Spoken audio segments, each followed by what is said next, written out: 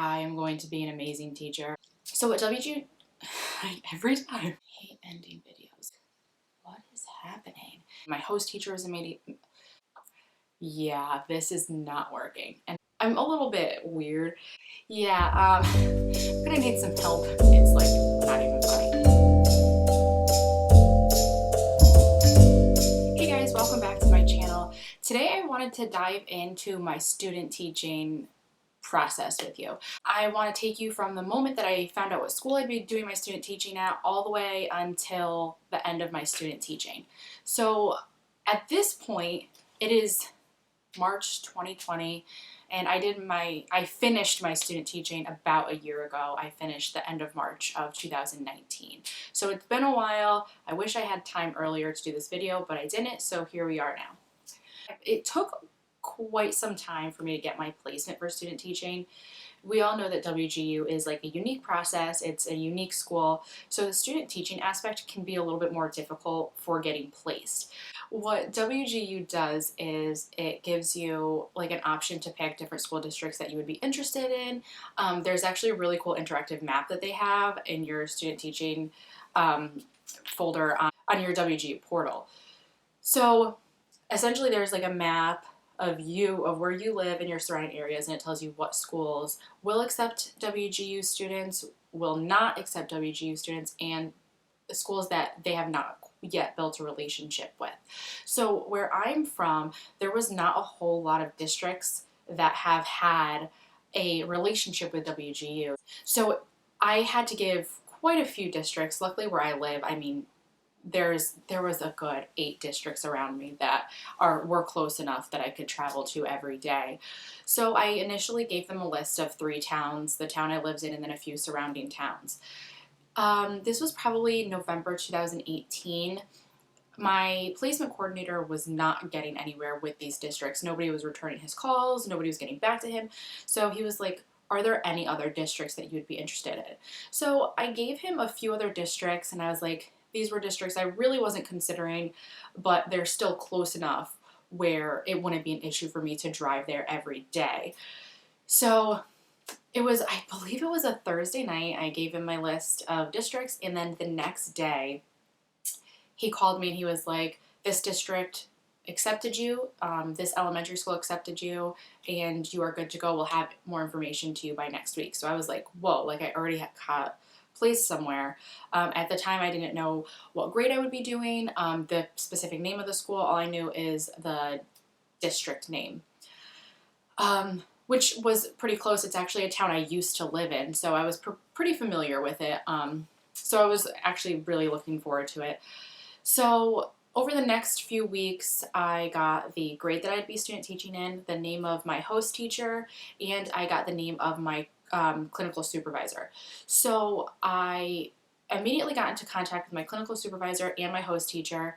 I planned a meeting with my clinical supervisor for the next week. We met up at Panera. We got lunch. We talked a little bit. She gave me all of her expectations for me. She gave me some tips and some tools to work with for my student teaching and things that she would be looking for when she came to do my observations. After that, I met up with my host teacher. I said in my last video, she's incredible. I ended up going to meet her at the school that I would be doing my student teaching at. So this was right before winter break. We went in there, I went to the school, she showed me around the school, she told me the things that she was expecting from me, the things that she was hoping to be able to share with me. So at that point, it was the end of December, and I'd be starting my student teaching at the beginning of January as soon as they got back from winter break. One of the things about the school that I did my student teaching at is there were a lot of paraprofessionals in this school. There was a very high number of paras. So in any given classroom you're in at this school, there really will probably be at least 1 para in your room. Now, for me, in my classroom, there were 2 paras in my room, and they were there all day. So now, I don't know, I'm a little bit weird. I get very nervous in front of adults. Like, adults scare me. Biggest thing is, like, I don't want to sound stupid, and I feel like sometimes when I talk, like, I don't sound as intelligent as I would like to sound. So the fact that there was not only going to be my host teacher, but 2 paras in my classroom watching me teach was like so nerve-wracking. So, day 1, did my student teaching. For the first like week, I just kind of watched. I watched what my host teacher was doing. I got to know the kids. I was working with the kids every day, but I was more of, just walking around the room, helping them with their worksheets. I wasn't actually doing any teaching at that point. So with the student teaching is you start off very slow, and then you gradually get more and more and more control over the classroom.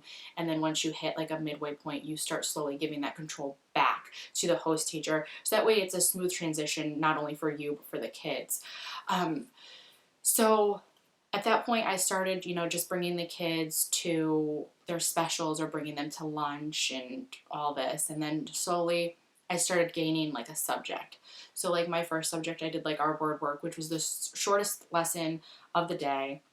It's kind of how I got started getting the subject. So probably about a week, sometimes half a week, I'd get another subject piled on until I had full control over the classroom, full control over the lessons. Now, when I had full control over the lessons, I still had 100% access to my host teacher. She was always there for me. Like I said, I was in 4th grade, so some of the content I was like, I haven't done this in so long.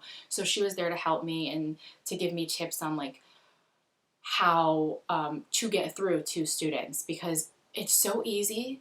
Like as like an adult that knows how to do these things, it's like common sense. Like I know how to do this, but like that's not what teaching is. Teaching, you have to break down what you know and relay that to the student in a way that is understandable for them, which can be very difficult with some of the harder content. But like I said, I mean, my host teacher was absolutely amazing. Like I loved her. We're actually really good friends to this day. She gave me some really great advice, some really great constructive criticism.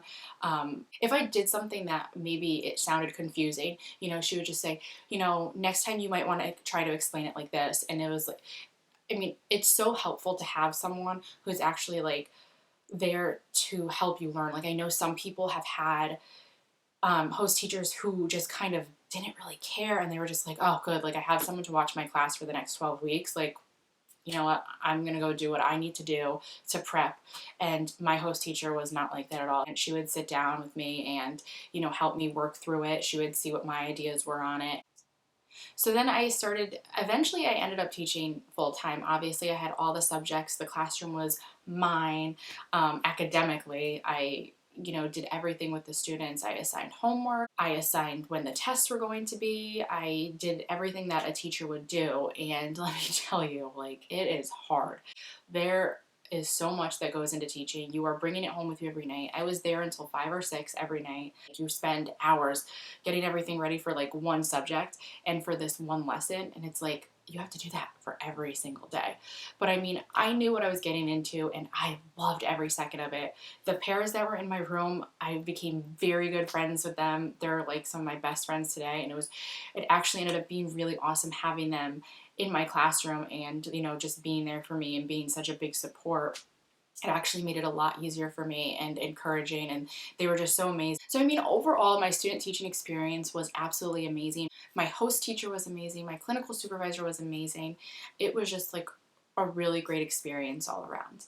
And as you know from my last video, I got hired as a building sub at the school that I did my student teaching at. So I have been there for a year now. Obviously with everything that's going on in the world right now with the COVID-19 pandemic that's happening, I am no longer working right now.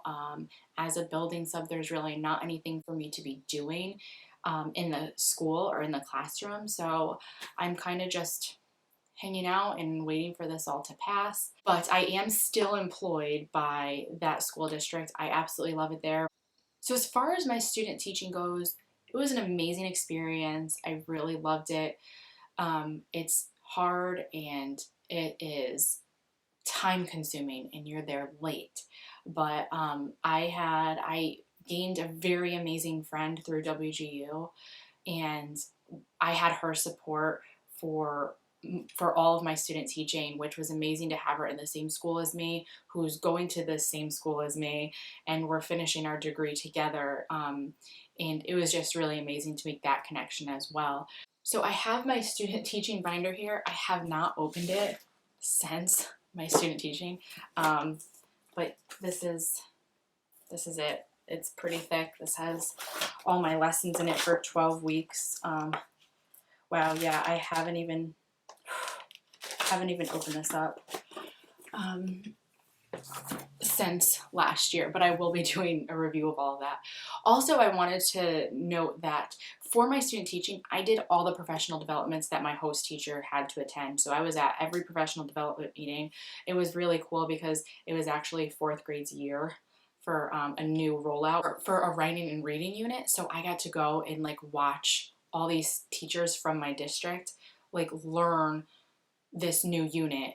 So I was learning this new unit with them, and that ended up being, I think I said this in my last video, ended up being the unit I taught for reading and writing, which was really cool. I got to go to a lot of professional developments. I learned a lot. I really enjoyed them. I know once I'm a teacher, I probably won't enjoy them as much, but as a student teacher, it was really cool just to see the whole picture of, you know, what it's like to be a teacher. Thank you guys so much for watching my video about my student teaching experience. If you're coming up on your student teaching journey, you know, just remember that it's going to be hard. You're going to make mistakes. You're not stupid. You don't look stupid. You're learning, and that's the whole point of student teaching and all this. So my best advice is just to keep positive. Try to have, you know, someone in your corner, whether you can connect with someone who's at WGU student teaching. I know that there was a Facebook group for my student teaching cohort, which was amazing to have the support from them. So just reach out to someone and make sure that you have that support, because it will get hard. You will be exhausted. But I mean, it's 12 weeks, and soak it all in and love all of it and love those kids, because you will never forget them. It's an amazing journey. Make sure you absorb as much information as you can from your host teacher, from other teachers, from your administration, from anybody that you can, because there's things that you'll learn from student teaching, not just from your host teacher, but in the school as a whole, that you will carry with you forever. So thank you guys so much for watching, and I'll see you guys next time.